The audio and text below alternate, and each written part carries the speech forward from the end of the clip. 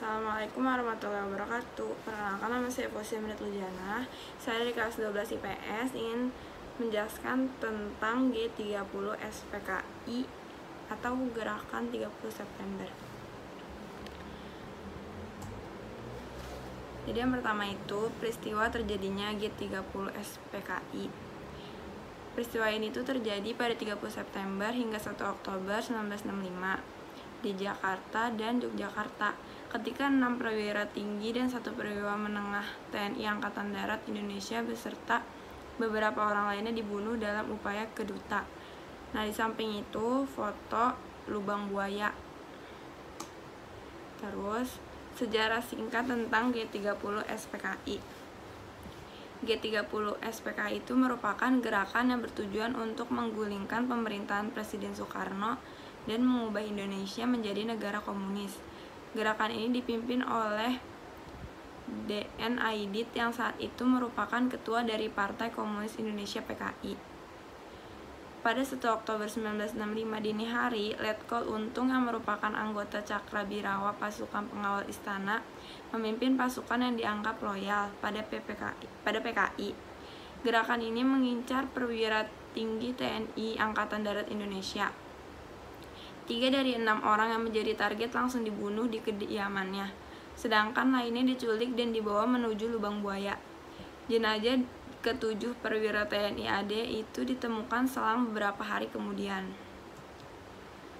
Pejabat tinggi yang menjadi korban itu ada Letnan Jenderal Anumerta Ahmad Yani, Mayor Jenderal Raden Suwaparto, Mayor Jenderal Mastrito Darmo Haryono, Mayor Jenderal Siswondo Parman, Brigadir Jenderal Donald Ishak Panjaitan, Brigadir Jenderal Sutoyo Siswodiharjo.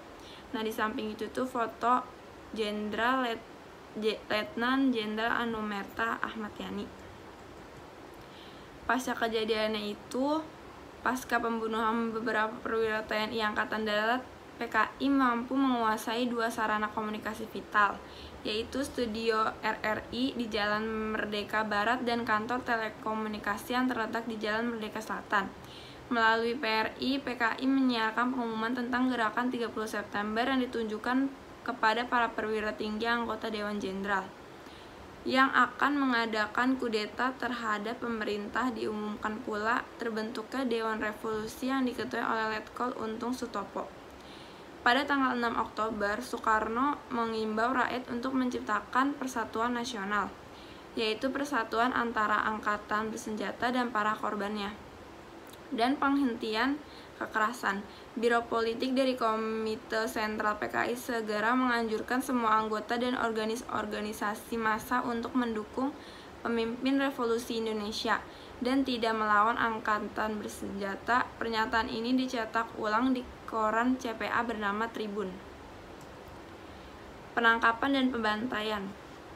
Beberapa bulan setelah peristiwa ini, seluruh anggota dan pendukung PKI, orang-orang yang diduga anggota dan simpatisan PKI, seluruh partai kelas buruh yang diketahui, dan ratusan ribu pekerja serta petani Indonesia yang lain dibunuh atau dimasukkan ke kem-kem tahanan untuk disiksa dan diintegrasi. Pembunuhan ini terjadi di Jawa Tengah bulan Oktober, Jawa Timur bulan November, dan Bali bulan Desember. Jumlah orang yang dibantai belum diketahui secara pasti. Perkiraan yang konservatif menyebutkan 500 orang. Sementara perkiraan lain menyebut 2-3 juta orang. Namun diduga setidak-tidaknya 1 juta orang menjadi korban dalam bencana 6 bulan yang mengikuti kudeta itu. Peringatan. Sesudah kejadian tersebut, 30 September diperingati sebagai Hari Peringatan Gerakan 30 September atau G30 SPKI. Hari berikutnya, 1 Oktober, ditetapkan sebagai Hari Kesaktian Pancasila. Pada masa pemerintahan Soeharto, biasanya sebuah film mengenai kejadian tersebut juga ditayangkan di seluruh stasiun televisi di Indonesia setiap tahun pada tanggal 30 September. Nah, di sini tuh ada gambar monumen Pancasilanya. Udah. Sekian, terima kasih.